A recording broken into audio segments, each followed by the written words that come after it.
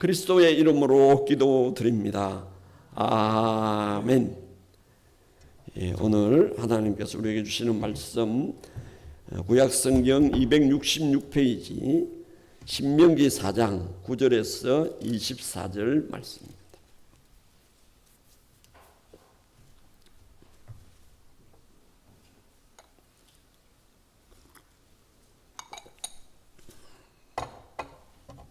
신명기 4장 9절에서 24절까지 제가 봉독하겠습니다. 오직 너는 스스로 삼가며 내 마음을 힘써 지키라. 그리하여 내 눈으로 본 그 일을 잊어버리지 말라. 내가 생존하는 날 동안에 그 일들이 내 마음에서 떠나지 않도록 조심하라. 너는 그 일들을 내 아들들과 내 손자들에게 알게 하라. 내가 호렙산에서 내 하나님 여호와 앞에서 뜬 날에 여호와께서 내게 이르시기를 나에게 백성을 모으라. 내가 그들에게 내 말을 들려주어 그들이 세상에 사는 날 동안 나를 경외함을 배우게 하며 그 자녀에게 가르치게 하리라 하시매 너희가 가까이 나와서 산 아래에 서니 그 산에 불이 붙어 불길이 충천하고 어둠과 구름과 흑암이 덮였는데 여호와께서 불길 중에서 너희에게 말씀하시되 음성뿐이므로 너희가 그 말소리만 듣고 형상은 보지 못하였느니라. 여호와께서 그의 언약을 너희에게 반포하시고 너희에게 지키라 명령하셨으니 곧 십계명이며 두 돌판에 친히 쓰신 것이라. 그때에 여호와께서 너희에게 명령하사 너희에게 규례와 법도를 교훈하게 하셨나니 이는 너희가 거기로 건너가 받을 땅에서 행하게 하려 하심이니라. 여호와께서 호렙산 불길 중에서 너희에게 말씀하시던 날에 너희가 어떤 형상도 보지 못하였은즉 너희는 깊이 상봐라. 그리하여 스스로 부패하여 자기를 위해 어떤 형상대로든지 우상을 새겨 만들지 말라. 남자의 형상이든지 여자의 형상이든지 땅 위에 있는 어떤 짐승의 형상이든지 하늘을 나는 날개 가진 어떤 새의 형상이든지 땅 위에 기는 어떤 곤충의 형상이든지 땅 아래 물속에 있는 어떤 어족의 형상이든지 만들지 말라. 또 그리하여 내가 하늘을 향하여 눈을 들어 해와 달과 별들 하늘 위의 모든 천체 곧 너희의 하나님 여호와께서 천하 만민을 위하여 배정하신 것을 보고 미혹하여 그것에 경배하며 섬기지 말라. 여호와께서 너희를 택하시고 너희를 쇠 풀무불 곧 애굽에서 인도하여 내사 자기 기업의 백성을 삼으신 것이 오늘과 같아도 여호와께서 너희로 말미암아 내게 진노하사 내게 요단을 건너지 못하며 내 하나님 여호와께서 내게 기업으로 주신 그 아름다운 땅에 들어가지 못하게 하리라고 맹세하였은즉 나는 이 땅에서 죽고 요단을 건너지 못하려니와 너희는 건너가서 그 아름다운 땅을 얻으리니 너희는 스스로 삼가 너희의 하나님 여호와께서 너희와 세우신 언약을 잊지 말고 내 하나님 여호와께서 금하신 어떤 형상의 우상도 조각하지 말라. 내 하나님 여호와는 소멸하는 불이시요 질투하시는 하나님이시니라. 아멘. 네. 성경 곳곳에는 하나님의 얼굴 그리고 하나님의 손이 우리를 도왔다라고 하는 구절도 있고 하나님의 발이라는 그런 말이 나옵니다. 이러한 낱말들은 하나님을 인간적인 모습으로 의인화해서 설명해 놓은 구절들입니다. 그것들은 우리 인간들 그러니까 머리와 손과 다리와 눈과 코와 입을 가진 우리 인간들이 하나님을 보다 쉽게 이해할 수 있는 하나의 표현들이라고 할 수 있습니다. 실제로 하나님은 영이십니다. 우리가 육체를 가지고 있는 그런 것이 하나님에게는 없어요. 그래서 하나님의 얼굴이다, 하나님의 손이다, 발이다 하는 것은 그 얼굴과 손발을 가지고 있는 우리 인간들이 하나님을 더 잘 이해하고 더 가까이 나아갈 수 있도록 돕는 그런 역할을 하는 것이지 원래 하나님은 얼굴이 없고 손이 없고 발이 없어요. 영이시기 때문에 그렇습니다.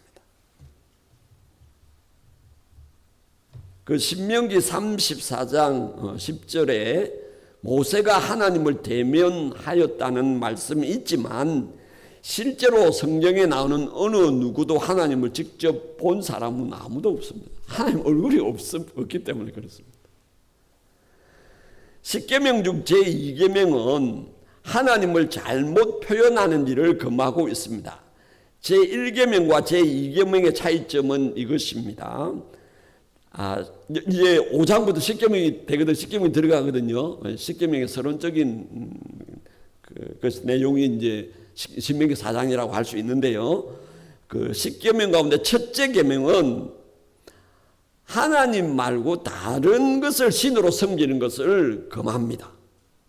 여기에는 다른 신을 형상을 만들어서 우상을 섬기는 그것을 금하고 있습니다. 그러나 둘째 계명은 뭐냐 하면 다른 신의 우상이나 형상을 섬기는 것이 아니고 형상을 만들어 놓고 이게 하나님이다라고 하나님의 형상을 만들어 놓고 하나님이라고 섬기는 그것을 제2계명은 금하고 있습니다.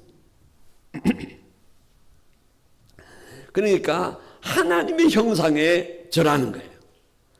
다른 신의 형상에 절하는 게 아니고 이거 하나님이다. 그 하나님의 형상을 만들어 놓고 거기에 절하고 숭배하지 말라. 그렇게 금하는 것이 십계명의 제2계명입니다. 왜 하나님을 우리 인간들이 볼 수 있는 모양으로 나타내는 일을 금지하는 것일까요? 이것은 결국 우리들이 하나님을 믿는 믿음을 약화시키고 더 나아가 하나님으로부터 우리를 멀리 떨어지게 만들고 하나님의 어떤 형상을 만들어 놓고 섬기다 보면 하나님을 섬기는 것이 아니고 그 형상을 신으로 섬기는 우상 숭배의 결과에 빠지기 때문에 하나님을 형상을 만들어서 섬기지 말라. 그렇게 말씀하고 있는 것입니다. 오늘 본문에서 하나님은 모압 평지에 모여 있는 이스라엘 백성들에게 모세를 통하여 말씀하고 있습니다. 시내산에서 이스라엘 백성들이 하나님을 대면하고 언약을 맺은 역사를 반추했죠. 8가지로 3장까지 쫙 뒤돌아보았어요.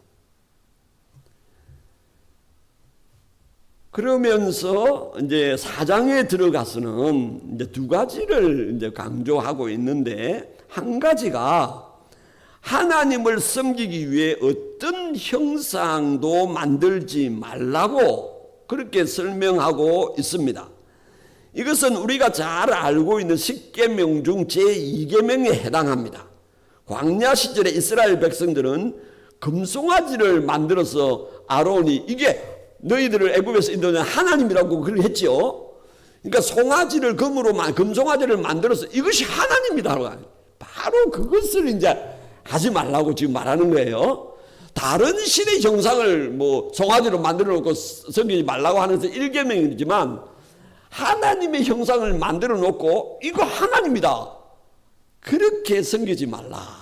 그렇게 이야기한 것이죠. 그래서 이제 오늘 본문 신명기 4장 16절과 19절을 한번 보십시오.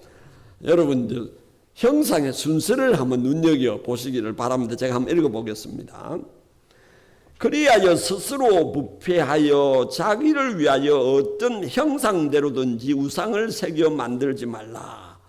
남자의 형상이든지 여자의 형상이든지 땅 위에 있는 어떤 짐승의 형상이든지 하늘을 나는 날개 가진 어떤 새의 형상이든지 땅 위에 기는 어떤 곤충의 형상이든지 땅 아래 물속에 있는 어떤 어족의 형상이든지 만들지 말라. 또 그리하여 내가 하늘을 향하여 눈을 들어 해와 달과 별들 하늘 위의 모든 천체꽃 너희의 하나님 여호와께서 천하 만민을 위하여 배정하신 것을 보고 미혹하여 그것에 경배하며 섬기지 말라. 그렇게 말합니다. 그러니까 하나님을 섬긴다고 하면서 그것을 어떤 사람의 형상을 만들어 놓고 이거 하나님이다 라고 그렇게 섬기지 말고 동물이나 새 모양을 만들어 놓고 이게 하나님이다 라고 그렇게 섬기지 말라. 해와 달을 보면서 저게 하나님이다 라고 하면서 그렇게 섬기지 말라. 그렇게 말씀하고 있습니다. 하나님께서는 왜 이렇게 하나님을 섬기는 데 있어 아무 형상이라도 만들지 말라고 강조하고 계시는 것일까요? 본문에 나타난 이유는 하나님 왜 하나님에 대해서 어떤 형상도 만들어서 섬기지 말라고 하는 이유를 오늘 본문은 이렇게 말씀하고 있습니다. 그 12절 한번 보시겠어요? 12절. 여호와께서 불길 중에서 너희에게 말씀하시되 음성뿐이므로 너희가 그 말소리만 듣고 형상은 보지 못했기 때문이다. 그래서 어떤 형상을 만들어서 하나님을 섬긴다? 그거 안 된다. 시내산에서 하나님이 이스라엘 백성들에게 자신을 나타내실 때 불, 옹기불, 천사의 나팔 소리, 어둠, 이런 것들을 통해서 하나님이 자신을 시내산 위에 나타내시고 모세와 대면하셨는데 형상은 없었다는 거예요. 목소리만 있었다니, 목소리만 있었다는 거예요. 이게 이제 하나님께로 나아가는 사람들이 아주 명심을 해야 될 중요한 내용입니다. 하나님을 섬길 때 자꾸 하나님을 시각화하려고 그림을 그리려고 하고 형상을 만들어서 어떻게 하나님을 섬기려고 하는 것은 자칫 잘못하면 하나님으로부터 우리를 멀어지게 만드는 거다. 하나님은 형상이 없다. 그렇기 때문에 하나님을 섬긴다는 이유로 어떤 형상을 만들어서 섬긴다는 것은 안 맞는 일이다. 그렇게 말씀하고 있습니다.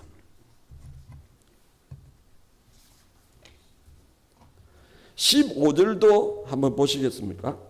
이게 이제 강조되고 있습니다. 15절에도 여호와께서 호렙산 불길 중에서 너희에게 말씀하시던 날에 너희가 어떤 형상도 보지 못하였은즉 너희는 깊이 상가라. 그렇게 합니다. 어떤 형상도 못 봤다. 그래서 이 설교를 준비하면서 어떤 이제 목사님의 설교, 제가 참조하는 목사님 설교가 있는데 그 목사님이 이렇게 하더라고요. 자기 교단이 우리나라의 큰 교단이에요. 보수 교단 가운데 하나 들어가요. 자기 교단 총회에서 교회 밑에 뒤에 있죠. 여기에 교회 강단 뒤에 십자가를 몽글도록 총회에서 결의를 했다는 거예요. 십자가.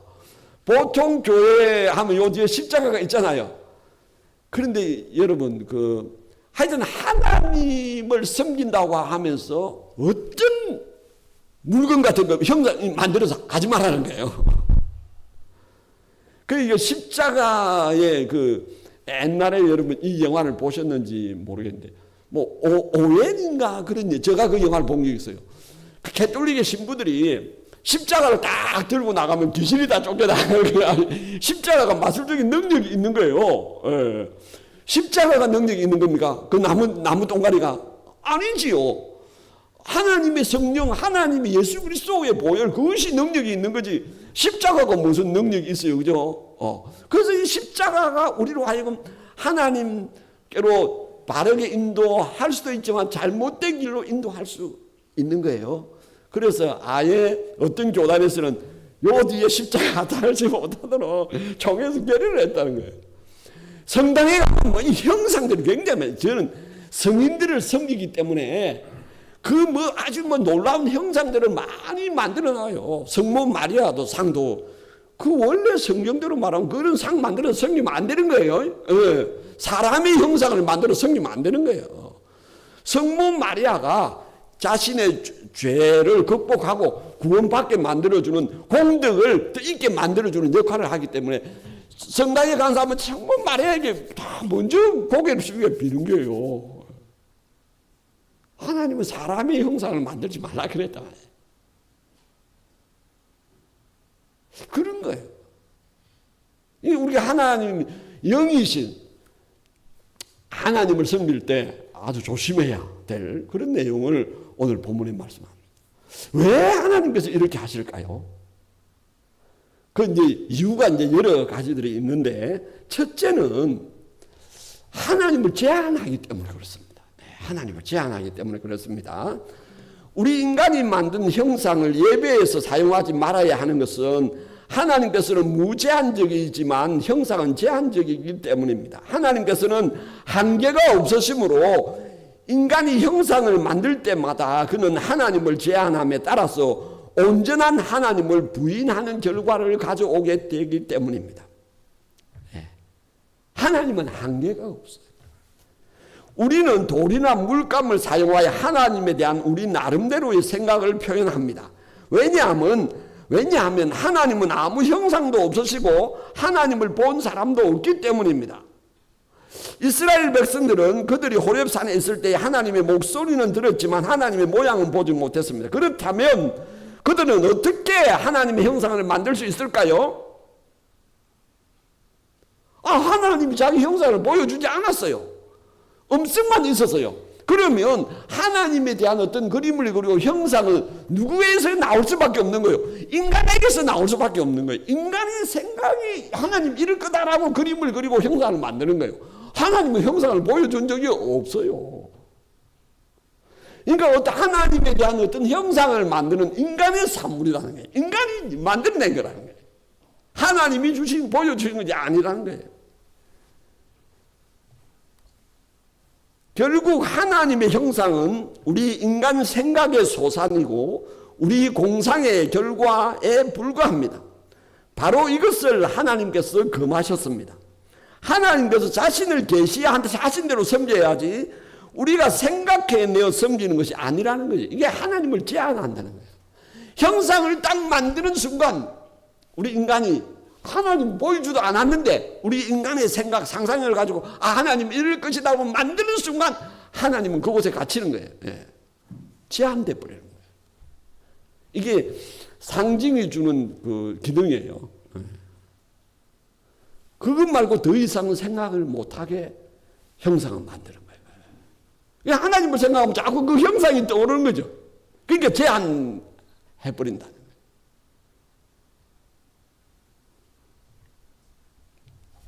둘째는 하나님의 어떤 면을 감추어버리는 거라는 거예요. 하나님을 제한한다는 그런 다 포함되겠지만 하나님의 어떤 면은 드러내고 어떤 면은 숨기는 기능을 하기 때문에 하나님에 대해서 어떤 형상도 만들어서 섬기지 말라 그렇게 말씀합니다.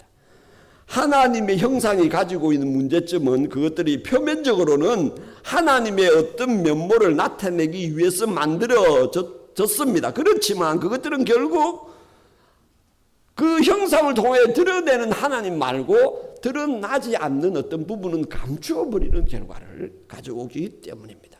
예를 들면 아론이 황금 송아지를 만들었을 때 그는 의심의 여지 없이 거대한 황소가 가지고 있는 힘의 상징을 사용함으로써 하나님을 영화롭게 하는 것이었다고 생각했을 것입니다. 그래서 출애굽기 32장 4절에 이렇게 말합니다. 이는 너희를 애굽 땅에서 인도하여 낸 너희의 신이로다. 그렇게 말합니다.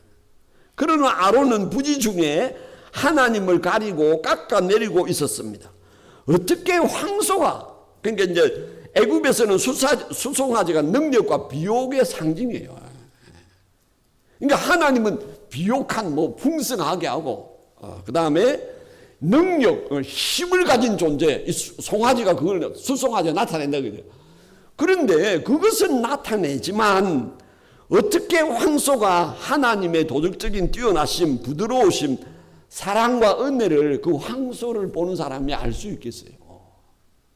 형상을 만들어는 순간 아론이 그 벌판에서 금으로 황소를 만들어 섬길 때 이게 하나님이라고 섬길 때 힘과 능력과 비용은 나타날 수 있겠지만 따뜻한 용서, 사랑, 자비, 인자하심은 숨어버리는 거예요. 감춰져 버리는 거예요.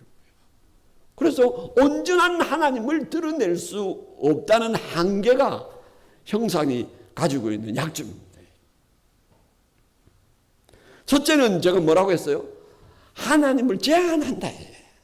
그 다음에 두 번째는 왜 형상을 만들어 하나님을 섬기면 안 되느냐 하면 하나님은 어떤 점은 부각하지만 어떤 면은 감추어져 버리는 결과를 가져오기 때문에 이제 세 번째가 오늘 좀 중요하다고 생각되는데요. 이것은 하나님을 지역화하고 영역화하기 때문입니다. 고대 사람들은 신들은 어느 지역을 다스리는 신이라고 생각했습니다. 그래서 아브라함이 자신의 고향과 친척과 아버지 집을 떠난 것은 그 지역을 다스리고 있는 신을 떠난 것과 같은 거예요. 그 신은 어떤 지역을 다스리는 거예요. 그래 제가 지난번에 말씀을 드렸는지 잘 모르겠는데 토요일에 성경 하브르타를 하는데 엘리야 이야기 하는데 희승아 그 심화 질문을 한번 만들어봐라. 사실 확인 질문은 학교에서도 배운대요. 누가 언제 어디서 무엇을 어떻게 육하원칙을 가지고 질문을 만드는 것을 학교에서 배운다. 그거 우리 다 하거든요. 심화 질문을 한번 만들어봐라. 본문에 답이 없는, 본문에 감추어져 있는 것을 묻는 질문. 그러니까 의도와 상상과 감정, 의지를 묻는 질문을 한번 만들어봐라. 그래서 희승이가 만들었는데, 목사님, 왜 엘리야가 바알과 아세라 선지자 850명을 다른 산들도 많을 건데 왜 갈멜산에 모이라고 했습니까? 이 질문이 어떻습니까? 제가 깜짝 놀라. 희성 나도 그 생각도 안 해봤는데. 나도 잘 모르겠다. 내가 찾아보고 내가 다음 주에 답을 해주겠다. 그래 이제 찾아봤더니 이스라엘의 산 중에서 그 바알과 아세라는 두로와 베니게의 신이거든요. 그 이세벨이 공주로 있었던 두로와 베니게의 신인데 아합이 이세벨하고 결혼을 하면서 이세벨이 바알과 아세라 신을 북쪽 이스라엘에 가지고 온 거예요. 그러니까 두로와 베니게가 이스라엘 지중에서 갈멜산하고 제일 가까운 곳이에요. 두로와 베니게하고 갈멜산이 제일 가까워요. 이게 신이 어떤 지역을 다스리는 신의 개념이 들어가 있는 거예요. 야, 갈멜산에 모여라. 이스라엘 산 중에서. 그러면 바알과 아세라 신이 다스리는 그 지역과 가장 가까운 산이라는 거죠. 그러니까 바알과 아세라가 더 기도하면 더 응답을 잘하고 능력을 나타내기 쉬운 갈멜산에 모여라. 이렇게 했다는 거예요. 이거 아이들하고 하브르타를 하다 보면 생각지도 못한 이런 걸 하는 거예요. 그러니까 고대의 신들은 어느 지역을 다스리는 신이에요. 그러니까 아브라함이 자기의 고향과 본토와 아비집을 떠났다는 것은 단순히 고향과 본토 아비집을 떠난 것이 아니고 그 지역을 다스리는 신을 떠났다는 거예요. 그러면 아브라함은 어느 신을 자기의 신으로 삼기로 결단했다는 거예요? 하나님을 자기의 신으로 삼기로 결단하고 떠났다고 볼 수 있는 거예요. 예. 그러니까 고대의 신의 개념은 전부 다 지역화, 지역. 우리나라도 동양도 그런 게 있잖아요. 산이라는 지역에는 어느 신이 다스려요? 산신령이 다스리잖아요. 바다에는 용왕이, 그러니까 신이 전부 다 지역화돼. 어느 지역을 다스리는 신이 되는 거예요. 그 다음에 또 한 가지 특징이 더 있죠. 신은, 고대의 신은 어느 영역을 다스리는 영역. 예. 그러니까, 뭡니까? 어떻게 돼요? 애굽은 모든 신을 동물 모양으로 만들었어요. 죽고 나면 죽음의 신이 있는데, 그 염소 같은 거, 이런 거 달 뒤집어 쓰고 하는 그런, 그러니까 영역, 죽으면요, 애기 낳는 병, 산모, 모든 삶의 영역이 있는데 그 영역을 주관하는 신이 다 있어요. 애굽은 전부 다 그걸 동물의 모양으로 다 만들어서 섬기는 거예요. 그래서 고대의 신의 개념은 두 가지 특징이 있는데 첫 번째가 지역화다. 전부 어느 지역을 다스린다. 그 다음에 어떤 영역을 다스리는 신이로 보고 그 지역과 영역을 다스리는 신을 동물의 모양으로 만들어가지고 그걸 다 섬긴 거예요. 예. 사람이 다 만들어낸 거죠.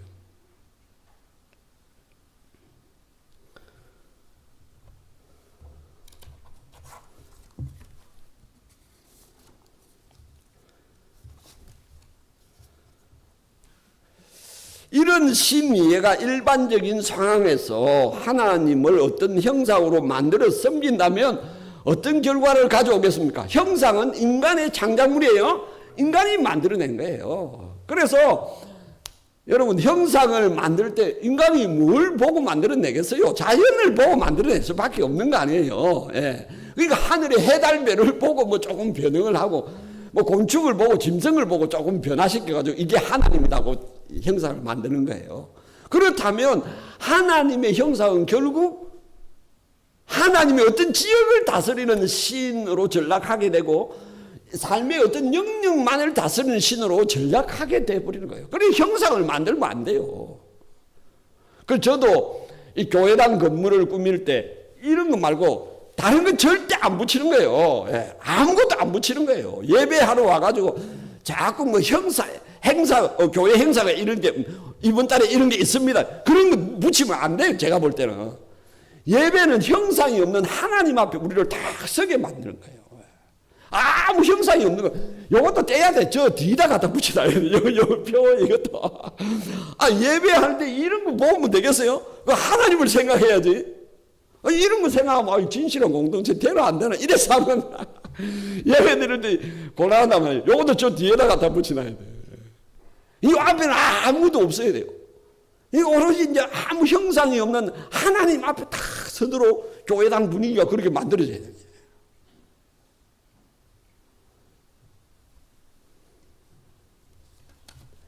그래서 결국 하나님에 관한 형상을 만들어 하나님을 섬긴다고 하는 것은 시간이 되면 결국 하나님을 섬기는 거 아니고 그 형상을 신으로 섬기는 거죠. 예, 그게 우상이에요. 이걸 하지 말아요. 왜 그러냐 하면 이스라엘이 들어가서 정복해서 살아가요. 가나안 땅이 그런 형상을 만들어 신을 섬기고 있기 때문에 하나님을 제대로 섬기기 위해서는 하나님의 형상을 만들어서 이게 하나님이라고 섬기는 그걸 극복해야 돼요. 그런데 결국 이스라엘은 이걸 극복 못합니다. 자꾸 눈에 보이는 뭐 만들려고 해요. 그래서 헬라 문화는 시각화에 기여를 했고 기독교 문화는 청각화에 기여했다는 거예요. 이 기독교에서는 이 뭘 눈에 보이는 이런 걸 만들면 안 되는 거예요. 하나님의 소리를 듣는 여기에 관심을 기울여야 되는 거예요. 자, 여러분 오늘 제가 이제 오늘 본문 16절하고 19절을 읽어드렸는데 형상의 순서를 한번 보라고 말씀드렸어요. 자, 한번 보십시오. 제일 먼저 어떤 형상을 만들지 말라고 합니까? 16절. 남자의 형상인데 여자의 형상, 인간의 형상이죠. 그 다음에 17절은 땅 위에 있는 어떤 짐승의 형상, 하늘을 나는 날개 가진 어떤 새의 형상을 만들지 말라 그러죠. 이 순서가 중요합니다. 그 다음에 18절, 땅 위에 기는 어떤 곤충의 형상이든지 땅 아래 물속에 있는 어떤 어족의 형상이든지, 그 다음에 19절, 이거는 하늘에 있는 해달별 그 너머에 있는 어떤 것도 형상으로 만들지 말라고 하는데, 여러분 이 형상의 순서가 아주 재미있는 거예요. 이것은 창조의 순서와 완전히 정반대로 지금 나열을 하고 있단 말이에요. 하나님이 천지 만물을 창조할 때 그 순서를 완전 뒤집어 놓은 거예요. 이게. 예. 자, 보세요. 하나님은 첫째 날에 빛을 만드시고 둘째 날에 궁창 위의 물과 궁창 아래의 물로 나누어서 하늘과 땅을 만드시고 셋째 날에 땅과 바다를 만드셨어요. 공간의 질서를 부여한 거예요. 공간의 질서를 부여한 거예요. 하늘, 땅, 바다. 이 공간의 질서를 갖도록 만드시고 넷째 날에는 하늘을 채우신 거예요. 넷째 날, 다섯째 날, 여섯째 날 채우는 거예요. 하늘의 해달별을 넷째 날 만드는 거죠. 다섯째 날은 뭐 만들었어요? 새들과 동물들을 만드셨어요. 여섯째 날에는 가축과 동물, 사람을 만드셨어요. 자, 보세요. 사람은 제일 마지막에 만들었죠. 그런데 여기 형상이, 사람의 형상이 제일 먼저 나오죠. 예. 그게 이게 완전히 반대로 순서가 되어 있다. 이것이 의미하는 바가 무엇이겠습니까? 형상의 순서가 창조의 순서의 반대입니다. 이것은 무엇을 나타내는 것입니까? 형상을 만들어 하나님을 섬기는 것은 결국 창조의 질서를 깨뜨리는 것이다 하는 거예요. 하늘의 해, 달, 별, 그리고 식물들이나 동물, 새들은 하나님께서 만드신 사람의 관리의 대상이었습니다. 하나님의 형상인 사람이 그것들을 잘 관리하고 돌보고 해서 그것들이 양의 틀을 깎는다든지 새끼를 낳는다든지 뭐 이렇게 뭐 열매를 꽃이 피든지 해서 사람이 잘 돌보고 관리해서 하나님께 예배를 드리고 감사를 영광을 돌리는 도구들이 자연 만물이에요. 그래서 하나님의 창조의 질서의 순서는 이런 거예요. 하나님, 사람, 자연 이렇게 되는 거예요. 하나님이 계시고 사람이 있고 자연이 있는 거예요. 사람이 하나님의 형상인 사람이 자연을 잘 관리하고 돌보아서 자연이 풍성하게 되므로 하나님께 감사하고 하나님께 영광을 돌리도록 그렇게 질서가 딱 되어 있는 거예요. 그런데 하나님의 형상을 어떤 자연 우주의 어떤 것을 만들어 섬기다 보면 결국 그 형상이 신이 되는데 그렇게 되면 어떻게 돼요? 사람이 이제 순서가 창조의 질서가 뒤집어지는 거예요. 하나님이 있고 그 다음에 누가 있어요? 요 자연이 있다면 자연이 그 다음에 사람이 자연을 섬기는 결과가 되는 거예요. 사람이 나무를 섬기고 바다를 섬기고 산을 섬기고 하나님이 사람 보고 관리해서 하나님께 감사하고 하나님께 예배드리라고 한 이 자연을 섬기는 존재가 돼요. 그러니까 인간의 그 위치를 굉장히 낮추어 버리는 그런 결과를 가져오는 거예요. 창조의 질서를 뒤집어 엎는 거예요. 인간의 타락의 모습이에요. 그래서 제가 이제 인도에 한 20일 있다 왔죠. 저 인도의 그 겐지스 강 거기 가면 그 카스트 제도에 의해서 저녁마다 브라만 계급이 제일 높은 인도에서 계급의 사람이 제사장들이 모여가지고 겐지스 강을 지배하는 여신에게 날 저녁마다 제사를 드려. 그래서 인도 사람들은 그 겐지스 강, 그 제단이 있는 그 강물에 목욕을 하면 제가 다 한 번 들어갔다 물에 들어갔다 나오면 제가 다 깨끗하게 되고 거기에서 목욕을 그 물에 한번 들어가려고 우리가 겐지스 강을 들어가는데 이제 할머니들이 있죠. 인도의 할머니들이 그 강물에 한번 들어갔다 나오려고 거기 길거리 다 순서를 기다리고 있더라고. 저 밑에는 일반 사람들이 사람이 죽으면 그 겐지스 강에서 불태워. 요 위에는 조금 수준이 높은, 계급이 높은 사람 화장터가 두 개 있어요. 그 겐지스 가면 시체 타는 냄새 막 코를 찔려요. 그 강을 지배하는 여신을 그 불암한 계급의 사람들이 막 제사를 드리고 뭘 해라 막 이렇게 하는 거예요. 사람이 그 강을 다스리고 잘해야 되는데 이거는 강을 지배하는 신을 강신을 섬기고 이게 말이 안 된단 말이에요. 사람이 그렇게 하나님은 그런 식으로 사람을 지은 게 아니에요. 그리고 인도에 가면 소가 신이잖아요. 소. 예. 인도에 가면요 이 소가요 다니면 차가 기다려야 돼. 그러니까 길에는 전부 소똥들이 많아요. 소똥. 소가 길을 가다 신으로 섬기니까 소를 그러니까 동물을 신을 그걸 어떻게 할 수가 없어요. 자동차도 멈춰서 비켜가고 이래야 돼. 소가 지나갈 때 기다려. 사람보다 소가 대접을 잘 받아요. 그래서 그 소똥을 거두어 가지고 그걸 이제 불 때는데 사용하는데 그런 직업도 있어요. 소똥을 거둬 가지고 그걸 뭐 어째 비벼 가지고 뭐 화탄으로 만드는 그런 직업도 있어요. 인도에 가면 원숭이를 또 신으로 섬깁니다. 원숭이를 신으로 섬기는데 원숭이 신전이 있어요. 원숭이 신전에 가봤어. 막 원숭이들이 째째째 정신이 없어, 원숭이들이.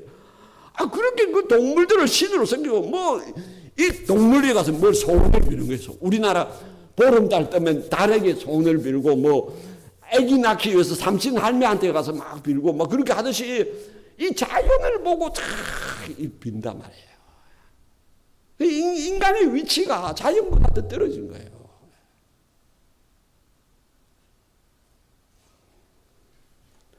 그래서 제가 볼 때 저는 지난 주일 오후 시간에 복음성 꽃들도 그 복음성 우리 같이 배웠어요.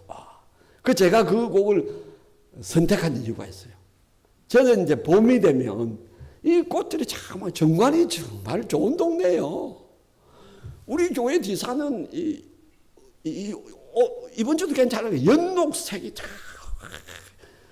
완전 실록이 아니고 연록색이 조화가 있어서 차를 타고 밑에서 올라오면 황홀한 거예요. 와, 정말 좋다. 이 산이 정관산이 너무 좋다. 그리고 가을에 이 단풍도 정관이 얼마나 아름답습니까? 그리고 이 계획도시니까 가로수도 뭐 지금 이팝나무가 피가 다 하얗게 가로수가 있고 철쭉도 많고 뭐 정말이 너무 꽃이 좋은 동네예요. 그 옛날에는 봄이 되면 꽃이 피고 하면 어이구 좋네 아름답네 뭐 꽃 구경 가자 이런 생각만 했는데 올해 들어서 그 찬송을 이 찬송은 지난번 하브르타 연합 겨울 성경 캠프에서 불렀던 노래예요. 꽃들도 그 꽃들도 바람도 구름도 바다도 하나님을 찬양해 주 예수의 은혜를 찬양해 그 가사가 그런 거잖아요. 꽃들을 보고 요 꽃이 우리 권사님들이 꽃을 잘 키워가지고 철쭉도 잘 피우고 꽃을 보면서 야 니 내하고 같이 하나님께 찬양하자 이런 마음이 담긴 노래가 꽃들도 그 노래예요. 야 꽃아 하나님은 니를 이렇게 아름답게 꽃 피워주는데 같이 하나님께 찬양하자. 그래서 이 자연을 보면서 자연이 뭐 바다가 있고 바다가 산이 있고 뭐 그런데 이런 게 아니고 바다를 보면서 바다야 너를 이렇게 광활하고 푸르게 만드신 하나님을 함께 찬양하자. 하나님을 찬양하는데 초대를 하는 거예요. 꽃들아 철쭉아 요 꽃 이름이 뭔지 모르겠는데 누구야 같이 하나님을 찬양하자. 이게 원래 자연과 인간의 관계예요. 인간은 자연을 잘 관리해서 같이 하나님을 찬양하는 초대를 하는 게 그 인간의 위치예요. 하나님 그렇게 만든 거예요. 그런데 하나님의 형상을 만들어서 우상을 숭배하는 건 뭡니까? 꽃 한 대 가서 비는 거 하지. 꽃아 내게 축복해달라. 뭐 복을 이 꽃이 까마고 자기한테서 비는 인간을 보면 니 돌았나? 꽃이 이제 인간에게 그래. 니 돌았나? 내가 니한테 복을 줄 힘이 없는데. 네가 나를 잘 돌봐가지고 아름답게 꽃 피우면 이런 꽃을 하나님을 찬양해야지. 왜 내한테 비노? 이렇게 피조물의 단식이 그런 거란 말이에요. 하늘에 제가 이번에 레이기스를 이제 새벽기도 시간에 하고 마무리를 했는데 레이기스를 개인적으로 깊이 연구하려고 하는데 레이기스 은혜를 많이 받았는데요. 여러분 레이기 24장에 우리 권사님들 그걸 장로님들 기억하시는지 모르지만 거기에 어떤 레이기 24장 1절에서 7절까지 거기 어떤 내용이 있느냐 하면 촛대의 촛불이 진설병 12개의 진설병을 날 24시간 날 그 촛불을 관리한다는 말이 있죠. 감람유, 올리브유 기름을 해가지고 제일 좋은 기름으로 촛불이 24시간 빛을 계속 비추게 해서 그 진설병 이스라엘 12지파를 계속 비추게 이렇게 만든다는 그런 구절이 있어요. 그런데 성도 여러분 놀라운 거는요. 그 촛불의 빛이요. 그 히브리어가 하늘에 하나님이 만드신 해달 별을 빛을 이야기할 때 그 단어를 쓰고 있다는 거예요. 그러니까 이 우주는 하나님의 집이에요. 하나님의 집이고 이 하늘에 있는 해, 달, 별은 뭐냐면 성막에 있는 촛대와 같은 거예요. 하나님의 축복의 빛이 해, 달을 통하여 우리에게 쫙 비추게 되고 그래서 그런 빛을 받고 자연 만물은 아름답게 꽃이 피고 열매를 맺고 우리 사람들은 하나님을 닮은 사람이 돼서 이 우주 만물이 하나님을 찬양하는 하나님의 집이 되어야 되고 하나님의 정원이 되어야 된단 말이에요. 예. 와, 제가 레이기스를 보면서 해, 달, 별이 그 성막에 있는 촛대의 그 단어하고 같다는 거예요. 그러니까 이 우주 만물이 하나님의 집이에요. 그래서 저와 여러분들은 하나님의 집을 관리하는 정원사라고 할 수 있고 관리이고 정직이라고 할 수 있는 거예요. 그래서 이 자연 만물 동물은 동물대로 곤충은 곤충대로 새는 새대로 꽃들은 꽃들대로 우리가 잘 관리해서 우리가 함께 우리에게 새로운 구원의 은혜를 베풀어 주신 하나님을 찬양하자. 그 역할이 사람이 해야 되는 역할이에요. 그런데 하나님의 형상을 만들어 신을 섬기는 것은 그 사람의 역할을 하지 못하게 만든다. 자연의 종이 되게 만든다는 거예요. 이게 인간의 타락의 모습이에요. 우리 인간의 위치를 회복합시다. 이 하나님이 만드신 자연을 보면서 이곳은 하나님의 정원이야. 하나님의 집의 정원이야. 너 아름답게 꽃피고 열매 맺어서 우리가 하나님의 영광을 돌리자. 그렇게 하는 거예요. 그러니까 그래서 하나님이 강조합니다. 절대로 하나님을 섬긴다고 하면서 형상을 만들어서 섬기면 안 된다. 그는 그 형상의 종이 되게 만든다. 이게 굉장히 중요한 거예요. 그래서 가나안에 들어가서 이걸 지켜야 되는 거예요. 이걸 지켜야 되는 거예요. 그런데 이스라엘은 실패합니다. 저와 여러분들은 성공할 수 있기를 바랍니다. 하나님은 영이시니 형상이 없습니다. 형상은 인간의 창작물이고 인간의 고안물이에요. 그건 제한적일 수밖에, 하나님의 어떤 매를 감출 수밖에 없고, 하나님을 지역화하고 영역화해서 결국 그 형상의 종이 되게 만듭니다. 이게 우상숭배입니다. 이것은 인간의 타락의 한 명목입니다. 인간의, 하나님이 원래 만드신 인간의 위치를 회복해야 되어요. 그래서 여러분 집에 가서 제가 교회 단톡방에 꽂더라